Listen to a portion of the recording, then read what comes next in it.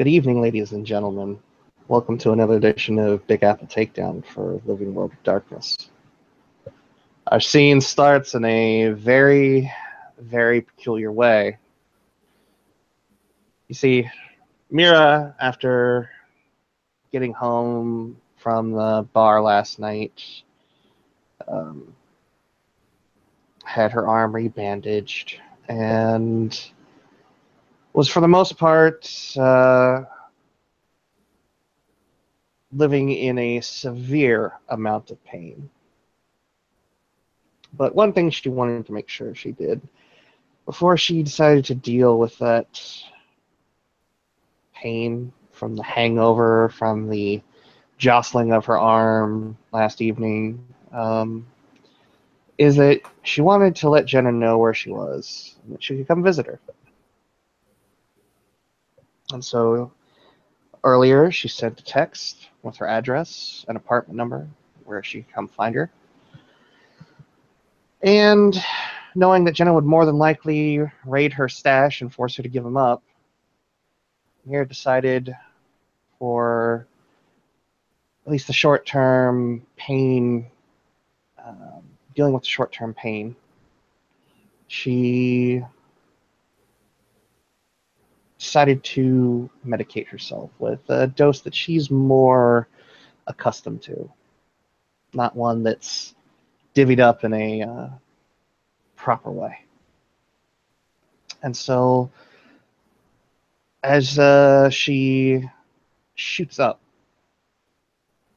there on her couch, she begins to tremble and throw her head back. The world goes hazy as her body begins to react adversely. Too much in her system. She takes a few deep breaths, finds that she can't really fill her lungs, and the mind-numbing effects of the very strong opiate causes her to fall over, hitting her nose on the coffee table on the way down and laying her on her side as she begins to convulse slightly, curling herself into a small ball before going completely limp. And we start our scene here with Mira laying on the floor in a very sad state, and a very precarious one at that.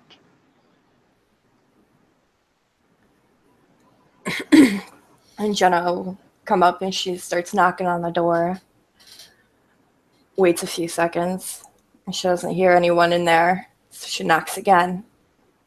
Hey, Judgy, open up! After far longer than she would prefer, being greeted more dead silence, she decides to try the door.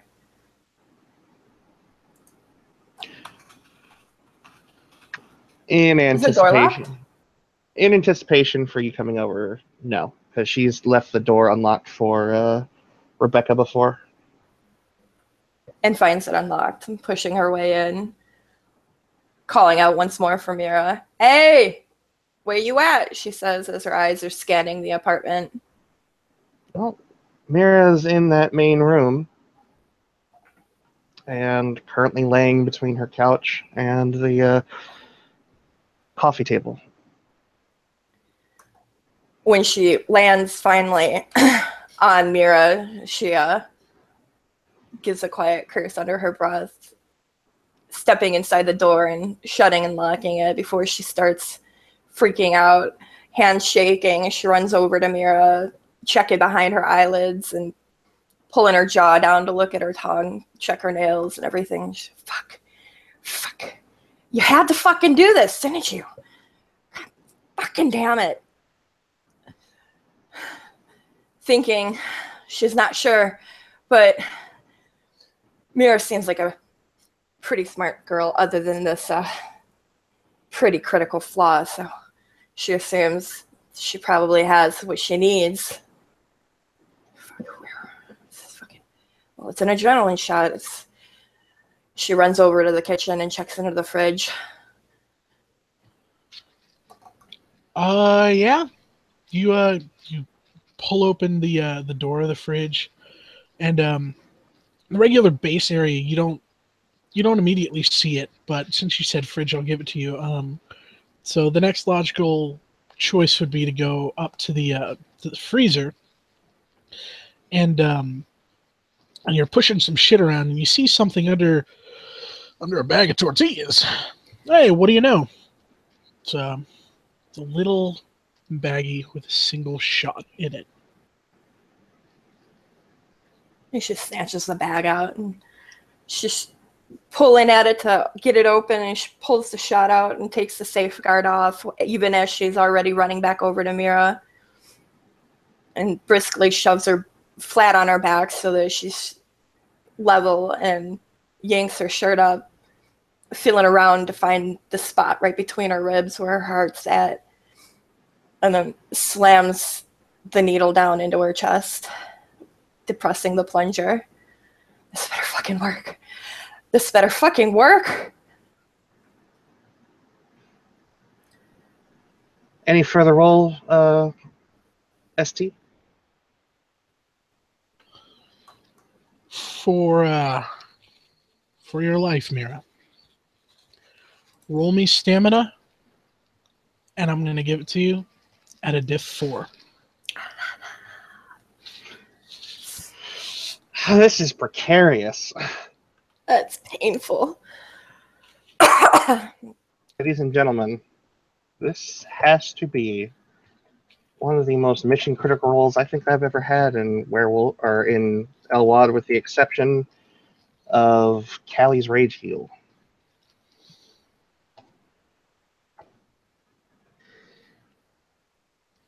See you guys on the other side.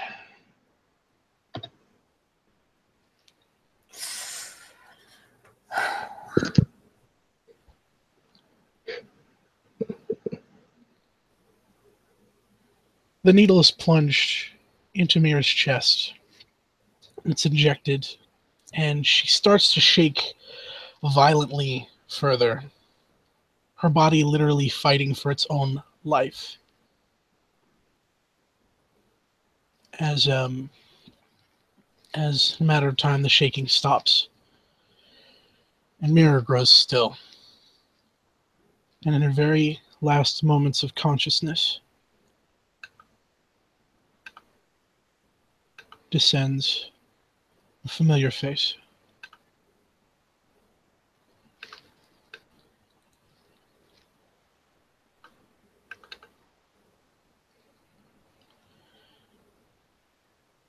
This individual that she's come to know, albeit briefly and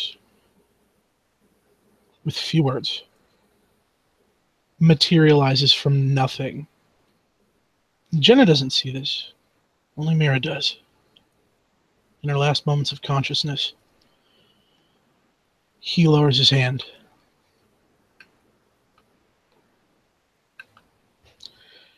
And he takes Mira's hand. And he says, "You fought well, Mira. Time for you to join us. My name is Matthias. And I've been your angel. Your own vice has been your undoing. And for this, your fight has ended."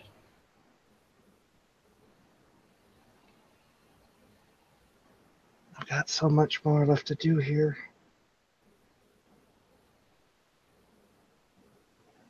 These young bucks. I know.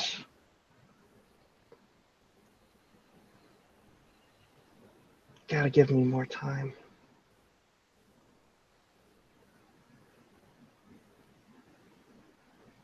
Who's gonna watch over them? Rebecca? Fletcher? Ivan? The Lord has put his faith in these individuals. has given them power. There is a fight to be fought. And it is a fight that, because of the roads you've taken, you can no longer participate in.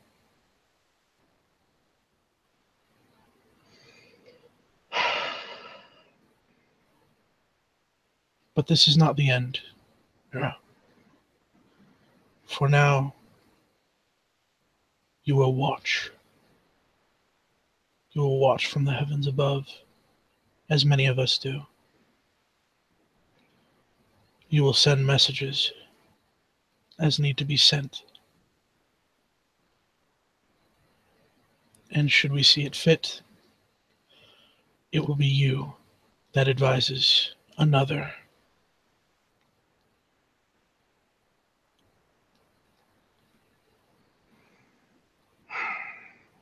She'll take his hand and stand up and then look at Jenna, look around the apartment. Did I do the right things? Did I follow the oaths of our creed? Was I a good judge? And the usually very stoic, very lifeless face curls into a smirk as he reaches to pull you closer to his chest. And he says, "You have done well, child. You have done well."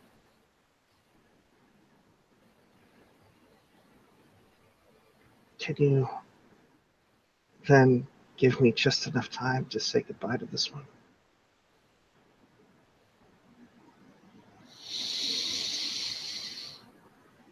Leans his head back and takes a deep, deep breath as he lets Mira go. And he walks around behind Jenna.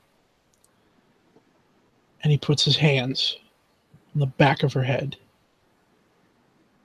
Jenna does not feel this, but what she does feel is something akin to the reflex of second sight, but not quite. It's something different, something more potent, something you've never felt before. And if Jenna looks around, she will see Mira standing. Much more clean than her corporeal shell, but nonetheless there. She's, by this time, cradling Mira's lifeless body. Snot coming out of her nose and tears down her face. As she looks around, I don't know what to do. I don't know. She gasps as she sees Mira. What? Looks down at Mira's body. You fucking piece of shit! You left me! I don't even know what the fuck I'm supposed to be doing now! I don't have much time. Jenna, you need to listen to me.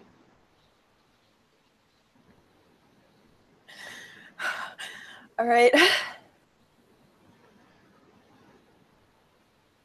The hunt you chose to partake in it, and is going to be a road that leads you to a death at some point. Whether it's yours or others.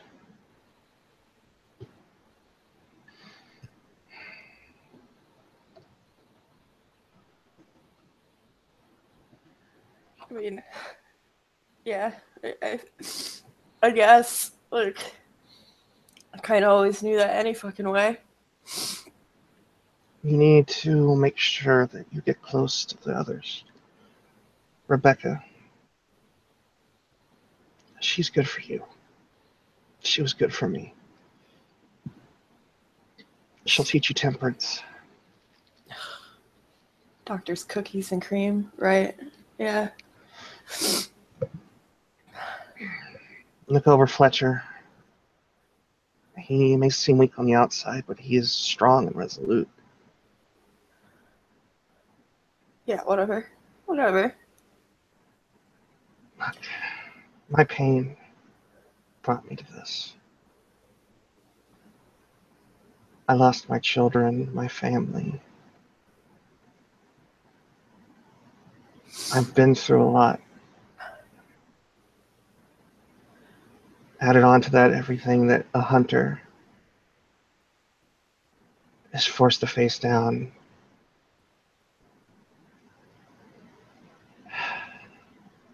It is what it is. Don't think that this was your failing. This was a path I started long before I met you, and the road finally ran out. I should have cut out of work. Come sooner. Fucking shit. Whatever. I guess whatever is. As you say.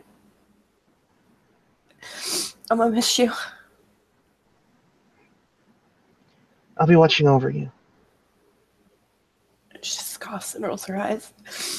It would have been better if you'd been fucking here. It would have been better if I hadn't shut up. It would have been better if I hadn't had an affair with my college professor and ruined his life and mine. It would have been better if I had stayed closer to my dad and my brother.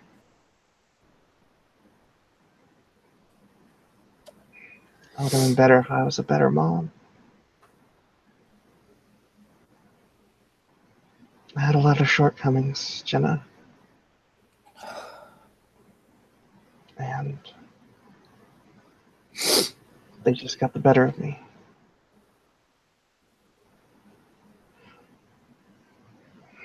Yeah. But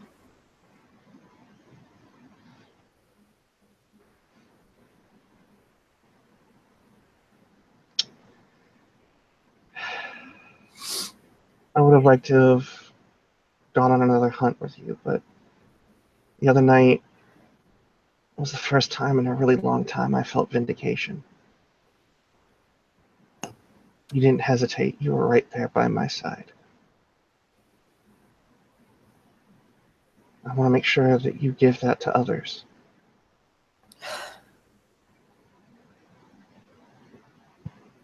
Gabriel, Zach, they're going to need an inn, someone to guide them into the more seasoned hunters. Oh, right. So, the blind leading the deaf then, huh? You're not blind. I'll do my best. All right? I'll do my best for you. And for them. For me. All I can ask for.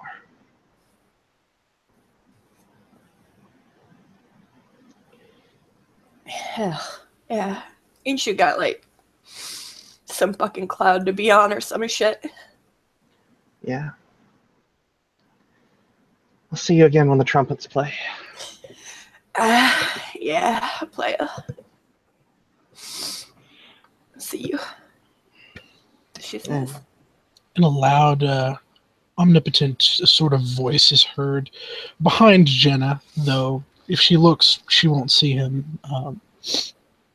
Mira will see Matthias about ready to let go of Jenna and says, "It is time. Have you said all that you wish to say, Mira?" Yeah. Thank you.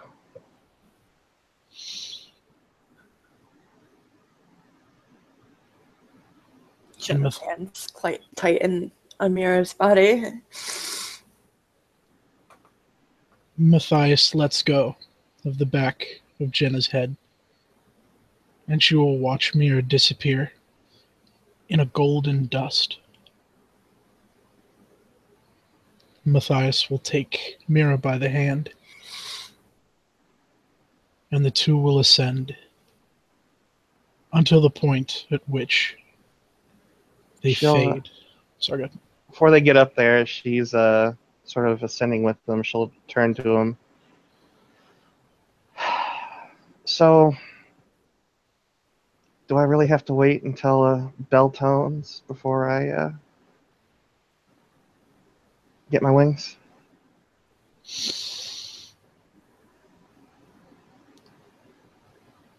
The road is not ended simply because the body ceases. There is more to be done. But let it be known, Mara, that you are being accepted into the kingdom of heaven.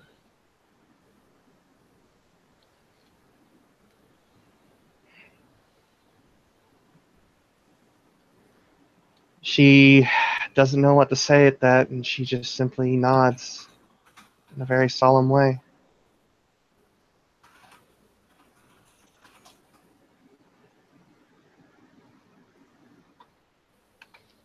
And I think with that, ladies and gentlemen, we can end this scene. Thank you, players, for playing. Thank you, STs, for STing. Thank you, watchers, for watching. And I'll see you all around very soon.